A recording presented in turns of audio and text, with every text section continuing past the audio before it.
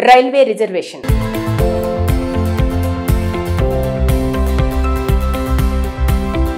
Cinema హాల్లో మనకు నచ్చిన నెంబర్ సీట్ ను మనం బుక్ చేసుకోవచ్చు. కానీ ట్రైన్ లో మనం టికెట్లు బుక్ చేసుకునేటప్పుడు అది మహా అయితే అప్పర్ బెర్త్ కావాలా, మిడిల్ బెర్త్ కావాలా, లేక లోయర్ బెర్త్ కావాలా అని మాత్రమే అడుగుతుంది.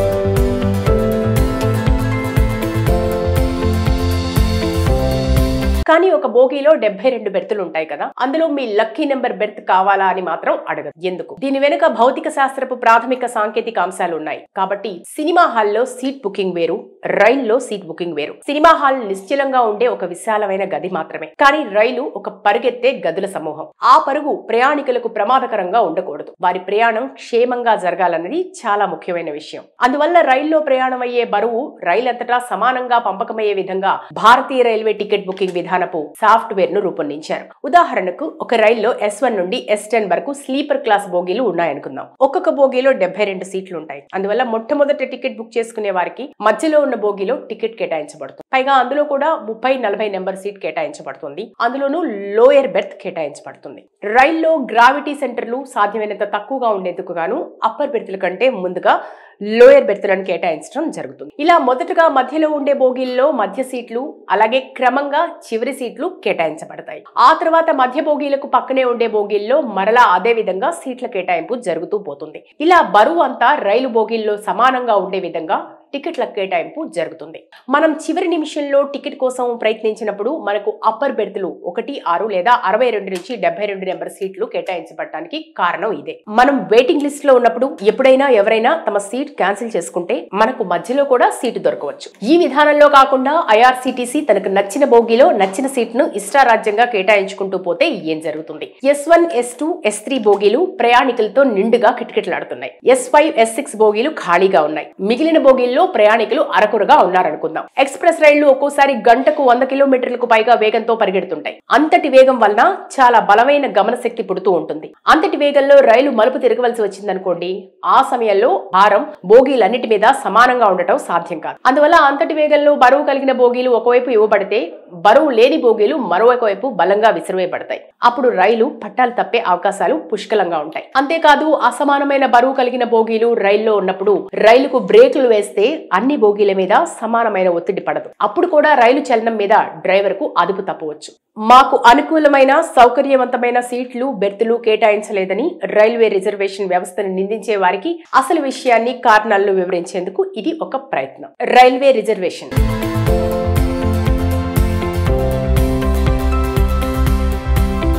సినిమా హాల్లో మనకు నచ్చిన నెంబర్ సీట్ ను మనం బుక్ చేసుకోవచ్చు. కానీ ట్రైన్ లో మనం టికెట్లు బుక్ చేసుకునేటప్పుడు అది మహా అయితే అప్పర్ బెర్త్ కావాలా, మిడిల్ బెర్త్ కావాలా, లేక లోయర్ బెర్త్ కావాలా అని మాత్రమే అడుగుతుంది.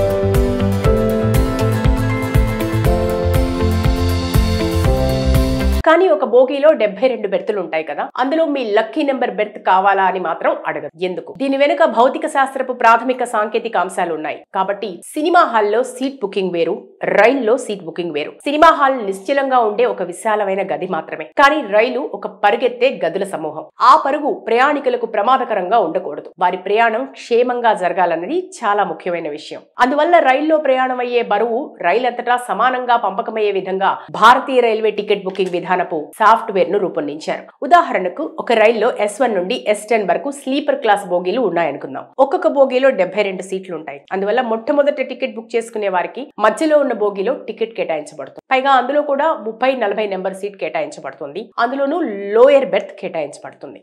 రైల్లో గ్రావిటీ సెంటర్లు సాధ్యమైనంత తక్కువగా ఉండేందుకు గాను అప్పర్ బెర్తుల కంటే ముందుగా లోయర్ బెర్తులను కేటాయించడం జరుగుతుంది. ఇలా మొదటగా మధ్యలో ఉండే బోగీల్లో మధ్య సీట్లు, అలాగే క్రమంగా చివరి సీట్లు కేటాయించబడతాయి. ఆ తర్వాత మధ్య బోగీలకు పక్కనే ఉండే బోగీల్లో మరలా అదే విధంగా సీట్ల కేటాయింపు జరుగుతూ పోతుంది. ఇలా బరువు అంతా రైలు బోగీల్లో సమానంగా ఉండే విధంగా టికెట్ల కేటాయింపు జరుగుతుంది.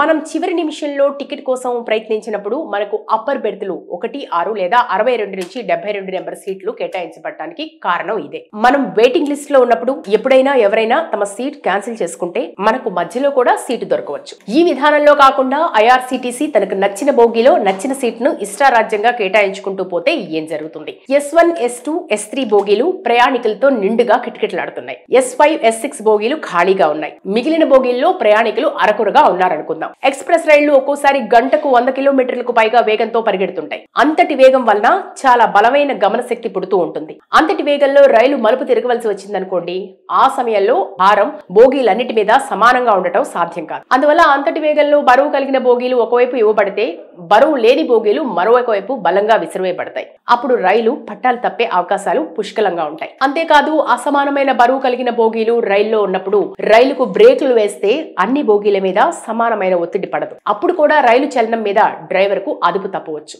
మాకు అనుకూలమైన సౌకర్యవంతమైన సీట్లు బెర్తులు కేటాయించలేదని రైల్వే రిజర్వేషన్ వ్యవస్థను నిందించే వారికి అసలు విషయాన్ని కారణాలను వివరించేందుకు ఇది ఒక ప్రయత్నం. Railway reservation.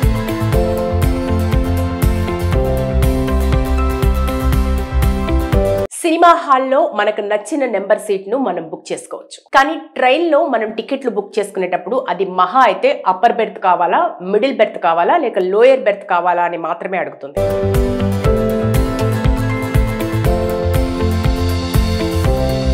కానీ ఒక బోగీలో 72 బెర్తులు ఉంటాయి కదా, అందులో మీ లక్కీ నెంబర్ బెర్త్ కావాలా అని మాత్రం అడగదు. ఎందుకు? దీని వెనుక భౌతిక శాస్త్రపు ప్రాథమిక సాంకేతిక అంశాలు ఉన్నాయి. కాబట్టి సినిమా హాల్లో సీట్ బుకింగ్ వేరు, రైల్లో సీట్ బుకింగ్ వేరు. సినిమా హాల్ నిశ్చలంగా ఉండే ఒక విశాలమైన గది మాత్రమే. కానీ రైలు ఒక పరుగెత్తే గదుల సమూహం. ఆ పరుగు ప్రయాణికులకు ప్రమాదకరంగా ఉండకూడదు. వారి ప్రయాణం క్షేమంగా జరగాలన్నది చాలా ముఖ్యమైన విషయం. అందువల్ల రైల్లో ప్రయాణం అయ్యే బరువు రైలంతటా సమానంగా పంపకమయ్యే విధంగా భారతీయ రైల్వే టికెట్ బుకింగ్ విధానపు సాఫ్ట్వేర్ ను రూపొందించారు. ఉదాహరణకు ఒక రైల్లో S1 నుండి S10 వరకు స్లీపర్ క్లాస్ బోగీలు ఉన్నాయనుకుందాం. ఒక్కొక్క బోగీలో 72 సీట్లు ఉంటాయి. అందువల్ల మొట్టమొదటి టికెట్ బుక్ చేసుకునే వారికి మధ్యలో ఉన్న బోగీలో టికెట్ కేటాయించబడుతుంది. పైగా అందులో కూడా 30-40 నెంబర్ సీట్ కేటాయించబడుతుంది. అందులోనూ లోయర్ బెర్త్ కేటాయించబడుతుంది. రైల్లో గ్రావిటీ సెంటర్లు సాధ్యమైనంత తక్కువగా ఉండేందుకు గాను అప్పర్ బెర్త్ల కంటే ముందుగా లోయర్ బెర్తులను కేటాయించడం జరుగుతుంది. ఇలా మొదటగా మధ్యలో ఉండే బోగీల్లో మధ్య సీట్లు, అలాగే క్రమంగా చివరి సీట్లు కేటాయించబడతాయి. ఆ తర్వాత మధ్య బోగీలకు పక్కనే ఉండే బోగీల్లో మరలా అదే విధంగా సీట్ల కేటాయింపు జరుగుతూ పోతుంది. ఇలా బరువు అంతా రైలు బోగీల్లో సమానంగా ఉండే విధంగా టికెట్ల కేటాయింపు జరుగుతుంది.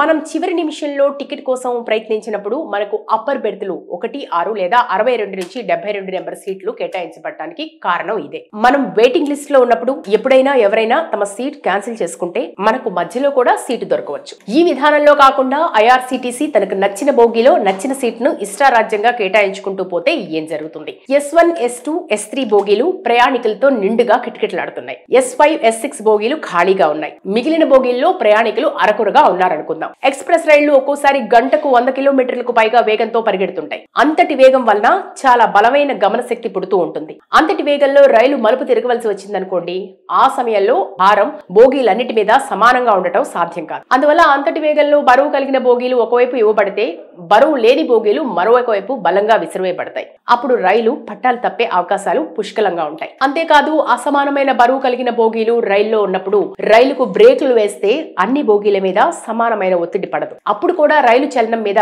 డ్రైవర్ కు అదుపు తప్పవచ్చు. మాకు అనుకూలమైన సౌకర్యవంతమైన సీట్లు బెర్తులు కేటాయించలేదని రైల్వే రిజర్వేషన్ వ్యవస్థను నిందించే వారికి అసలు విషయాన్ని కారణాలను వివరించేందుకు ఇది ఒక ప్రయత్నం. Railway reservation.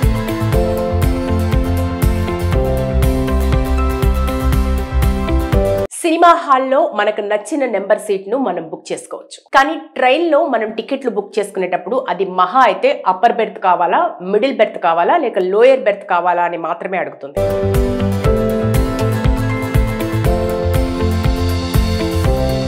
కానీ ఒక బోగీలో 72 బెర్తులు ఉంటాయి కదా, అందులో మీ లక్కీ నెంబర్ బెర్త్ కావాలా అని మాత్రం అడగదు. ఎందుకు? దీని వెనుక భౌతిక శాస్త్రపు ప్రాథమిక సాంకేతిక అంశాలు ఉన్నాయి. కాబట్టి సినిమా హాల్లో సీట్ బుకింగ్ వేరు, రైల్లో సీట్ బుకింగ్ వేరు. సినిమా హాల్ నిశ్చలంగా ఉండే ఒక విశాలమైన గది మాత్రమే. కానీ రైలు ఒక పరుగెత్తే గదుల సమూహం. ఆ పరుగు ప్రయాణికులకు ప్రమాదకరంగా ఉండకూడదు. వారి ప్రయాణం క్షేమంగా జరగాలన్నది చాలా ముఖ్యమైన విషయం. అందువల్ల రైల్లో ప్రయాణం అయ్యే బరువు రైలంతటా సమానంగా పంపకమయ్యే విధంగా భారతీయ రైల్వే టికెట్ బుకింగ్ విధానపు సాఫ్ట్వేర్ ను రూపొందించారు. ఉదాహరణకు ఒక రైల్లో S1 నుండి S10 వరకు స్లీపర్ క్లాస్ బోగీలు ఉన్నాయనుకుందాం. ఒక్కొక్క బోగీలో 72 సీట్లు ఉంటాయి. అందువల్ల మొట్టమొదటి టికెట్ బుక్ చేసుకునే వారికి మధ్యలో ఉన్న బోగీలో టికెట్ కేటాయించబడుతుంది. పైగా అందులో కూడా 30-40 నెంబర్ సీట్ కేటాయించబడుతుంది. అందులోనూ లోయర్ బెర్త్ కేటాయించబడుతుంది. రైల్లో గ్రావిటీ సెంటర్లు సాధ్యమైనంత తక్కువగా ఉండేందుకు గాను అప్పర్ బెర్త్ల కంటే ముందుగా లోయర్ బెర్త్లను కేటాయించడం జరుగుతుంది. ఇలా మొదటగా మధ్యలో ఉండే బోగీల్లో మధ్య సీట్లు, అలాగే క్రమంగా చివరి సీట్లు కేటాయించబడతాయి. ఆ తర్వాత మధ్య బోగీలకు పక్కనే ఉండే బోగీల్లో మరలా అదే విధంగా సీట్ల కేటాయింపు జరుగుతూ పోతుంది. ఇలా బరువు అంతా రైలు బోగీల్లో సమానంగా ఉండే విధంగా టికెట్ల కేటాయింపు జరుగుతుంది. మనం చివరి నిమిషంలో టికెట్ కోసం ప్రయత్నించినప్పుడు మనకు అప్పర్ బెర్త్లు 1, 6 లేదా 62 నుంచి 72 నెంబర్ సీట్లు కేటాయించబడటానికి కారణం ఇదే. మనం వెయిటింగ్ లిస్ట్ లో ఉన్నప్పుడు ఎప్పుడైనా ఎవరైనా తమ సీట్ క్యాన్సిల్ చేసుకుంటే మనకు మధ్యలో కూడా సీటు దొరకవచ్చు. ఈ విధానంలో కాకుండా ఐఆర్సీటీసీ తనకు నచ్చిన బోగీలో నచ్చిన సీట్ ను ఇష్టారాజ్యంగా కేటాయించుకుంటూ పోతే ఏం జరుగుతుంది? S1, S2, S3 బోగీలు ప్రయాణికులతో నిండుగా కిటకిటలాడుతున్నాయి. S5, S6 బోగీలు ఖాళీగా ఉన్నాయి. మిగిలిన బోగీల్లో ప్రయాణికులు అరకొరగా ఉన్నారనుకుందాం. ఎక్స్ప్రెస్ రైళ్లు ఒక్కోసారి గంటకు 100 కిలోమీటర్లకు పైగా వేగంతో పరిగెడుతుంటాయి. అంతటి వేగం వలన చాలా బలమైన గమన శక్తి పుడుతూ ఉంటుంది. అంతటి వేగంలో రైలు మలుపు తిరగవలసి వచ్చిందనుకోండి, ఆ సమయంలో భారం బోగీలన్నిటి మీద సమానంగా ఉండటం సాధ్యం కాదు. అందువల్ల అంతటి వేగంలో బరువు కలిగిన బోగీలు ఒకవైపు ఇవ్వబడితే బరువు లేని బోగీలు మరోవైపు వైపు బలంగా విసిరివేయబడతాయి. అప్పుడు రైలు పట్టాలు తప్పే అవకాశాలు పుష్కలంగా ఉంటాయి. అంతేకాదు అసమానమైన బరువు కలిగిన బోగీలు రైల్లో ఉన్నప్పుడు రైలుకు బ్రేకులు వేస్తే అన్ని బోగీల మీద సమానమైన ఒత్తిడి పడదు. అప్పుడు కూడా రైలు చలనం మీద డ్రైవర్ కు అదుపు తప్పవచ్చు. మాకు అనుకూలమైన సౌకర్యవంతమైన సీట్లు, బెర్తులు కేటాయించలేదని రైల్వే రిజర్వేషన్ వ్యవస్థను నిందించే వారికి అసలు విషయాన్ని, కారణాలను వివరించేందుకు ఇది ఒక ప్రయత్నం.